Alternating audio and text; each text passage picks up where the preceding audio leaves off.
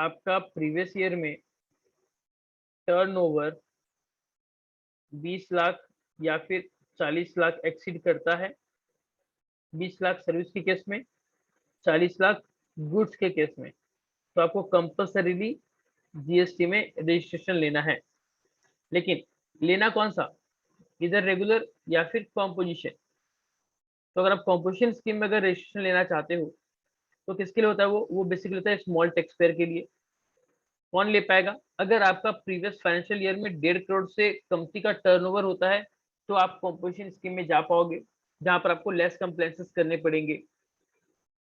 उसके ठीक विपरीत अगर आपका 1.5 करोड़ से ज्यादा टर्नओवर हो जाता है तो आपको कंपल्सरीली रेगुलर स्कीम में जाना पड़ेगा। या फिर अगर आप नॉर्मल खुद से भी चाहो और आपका 1.5 करोड़ से कम से टर्नओवर है, मतलब जो बेसिक लिमिट आपकी थी 20 लाख या 40 लाख जीएसटी में रजिस्ट्रेशन लेने की, ये पार हो गई। अब आपके पास जो दो ऑप्शन है रेगुलर या कॉम्पोजिशन में जाने के लिए, तो आपका टर्नओवर भले कुछ भी हो आप रेगुलर में जा सकते हो। उसके बाद अगर आप रेगुलर में हो तो आपको ज्यादा कंप्लायंसेस करने पड़ते हैं।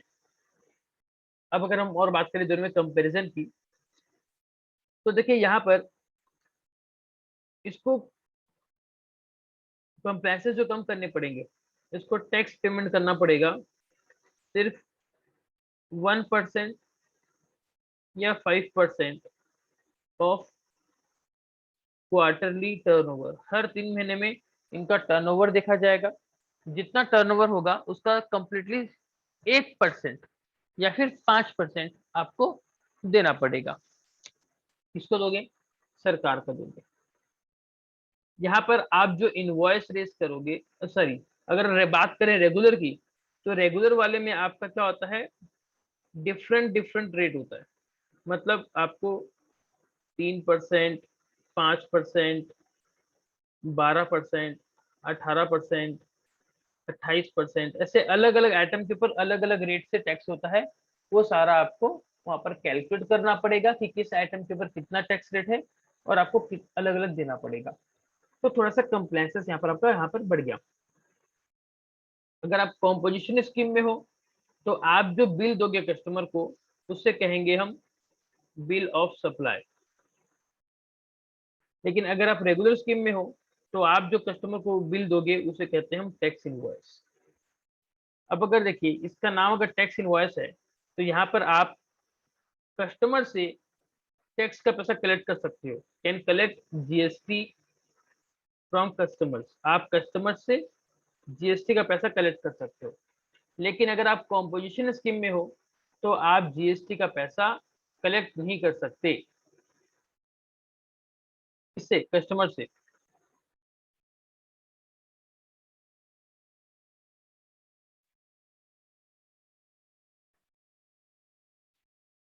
अगर बात करें रिटर्न की, तो यहाँ पर आपको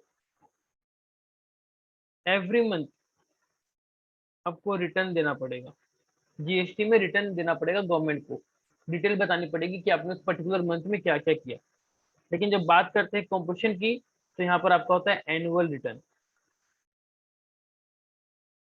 यहाँ पर आप टैक्स का पैसा मंथली पे करते हो, यहाँ पर आप टैक्स का पैसा क्वार्टरली पे करते हो।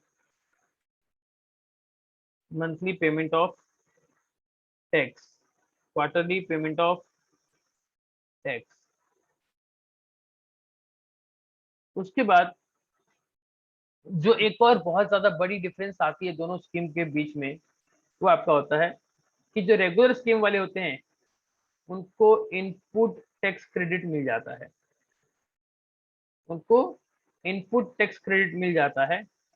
लेकिन इनको कोई भी इनपुट टैक्स नहीं मिलता, इनपुट टैक्स का क्रेडिट नहीं मिलता। इसके ऊपर हम अभी थोड़ी देर में और चर्चा करेंगे। फिर इसके बाद अगर आप कॉम्पोजिशन स्कीम में हो तो आप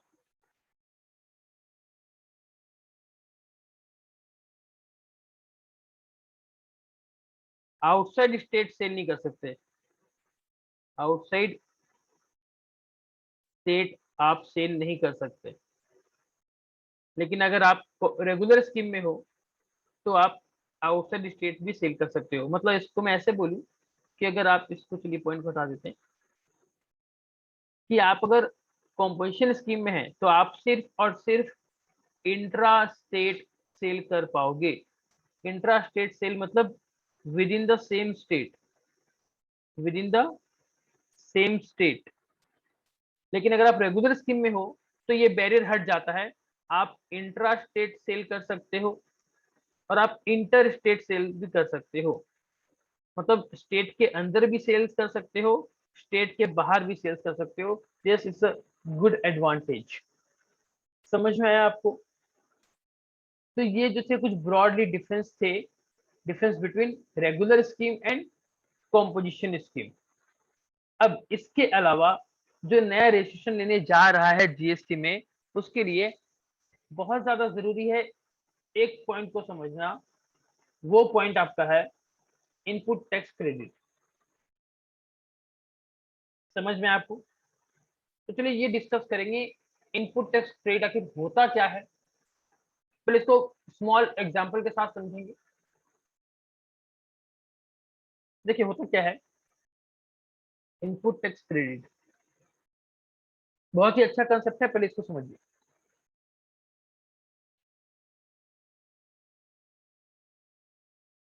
मान लीजिए ये एक टैक्स पेयर है। कौन सा टैक्स पेयर? जीएसटी वाला टैक्स पेयर। मतलब ये बिजनेस कर रहा है, ये टैक्स पेयर है। ये जब सामान परचेज करता है फिर इसको सेल करता है। तो जब परचेज करता है तो इसके पास क्या हो गया, वो इनपुट हो गया, और जब सेल्स करता है तो वो क्या हो गया, आउटपुट। समझ में आपको? अब जब ये टैक्स पेयर, जब ये टैक्स पेयर आउटपुट करता है मतलब सेल करता है, तो इस सेल्स के ऊपर वो कस्टमर से क्या करता है, वो कस्टमर से जीएसटी का पैसा कलेक्ट करता है। क्या करता है? कस्टमर से जीएसटी का पैसा कलेक्ट करता है, और कलेक्ट करने का फिर वो क्या करेगा, उस पैसे को गवर्नमेंट को पे करता है। एग्जाम्पल के तौर पे आप इसको समझिए कि मान लीजिए वो 100 रुपए की सेल्स थी, उसके ऊपर ये जीएसटी कलेक्ट करता है कस्टमर से 18% के हिसाब से 18 रुपए। कुल मिला के 118 रुपए का वो सामान बेचता है। तो जो कस्टमर है वो 118 रुपए पे किया इस दुकानदार को। इस दुकानदार ने 100 रुपए अपने रख लिए, अपनी दराज में, अपने ड्रॉर में रख लिए, और ये जो 18 रुपए हैं ये गवर्नमेंट के हैं, तो वो गवर्नमेंट को क्या करेगा, पे कर देगा। समझ में आया?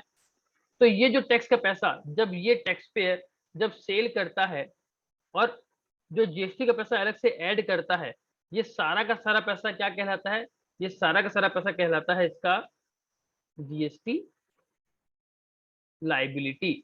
लाइबिलिटी मतलब जो पैसा आपको चुकाना है, ठीक है। और ये लाइबिलिटी कब हुई, जब इसने सेल्स किया। यानी कि इसे हम क्या कर सकते हैं, इसे हम कह सकते हैं आउटपुट जीएसटी लाइबिलिटी। जब ये टैक्स पेयर ने सेल्स किया, सेल्स करते समय जितना भी टैक्स का पैसा इसने कलेक्ट किया, वो सारा का सारा क्या कहलाएगा, आउटपुट जीएसटी लाइबिलिटी। यानी कि ये पैसा इसको सरकार को देना पड़ेगा।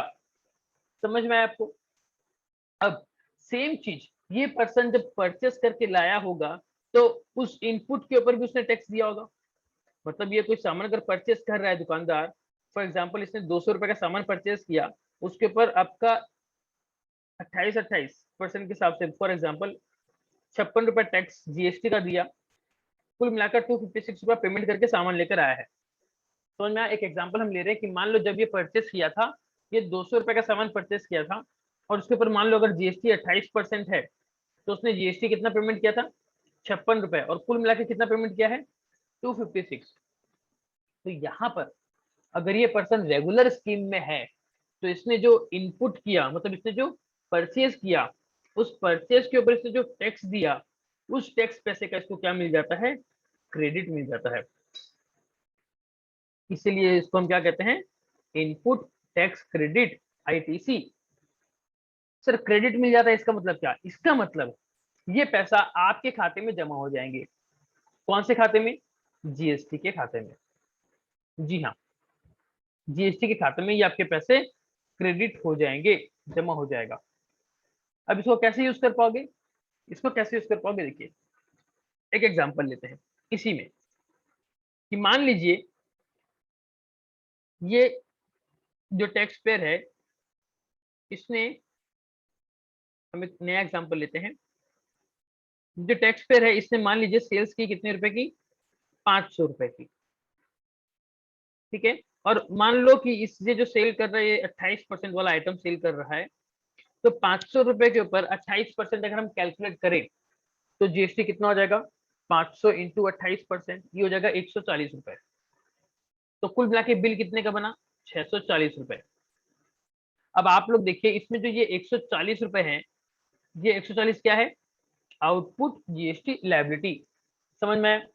तो इस पर्सन को पे कितना करना है गवर्नमेंट को, पेबल कितना लग गया, आउटपुट टैक्स लायबिलिटी कितना आया, 140। अब ये पर्सन जब सामान कुछ परचेस किया था, तो यहाँ पर देखिए परचेस करते समय उसने कितना टैक्स दिया था गवर्नमेंट को, इनडायरेक्टली कितना टैक्स दिया था गवर्नमेंट को जीएसटी का, 56 रुपीज। तो ये 56 रुपए जो है वो इस पेबल से माइनस हो जाएंगे, तो माइनस इनपुट टैक्स क्रेडिट कितना रुपया, 56 रुपीज। तो 140 माइनस 56 रुपए, तो अब कुल मिलाकर 84 रुपीज जो है ये देगा क्या, नेट पेमेंट। तो अब ये उतना पैसा देगा। तो यहाँ पर आप देखिए कि जब आप रेगुलर स्कीम में थे तो आपने जो टैक्स का पेमेंट किया था at the time of purchase, वो पैसा का आपको क्या मिल जा रहा है, इनपुट टैक्स क्रेडिट मिल जा रहा है, जो कि बहुत ही अच्छी बात है। आई होप आपको बात समझ में आ गई होगी। अगर इसके बाद भी अगर आपको कुछ डाउट रहता है तो आप कमेंट सेक्शन में हमको लिख के बता सकते हैं, या फिर आप हमको कांटेक्ट कर सकते हैं हमारे नंबर पे, आपका डाउट क्लियर कर दिया जाएगा, आपको अच्छे समझा दिया जाएगा।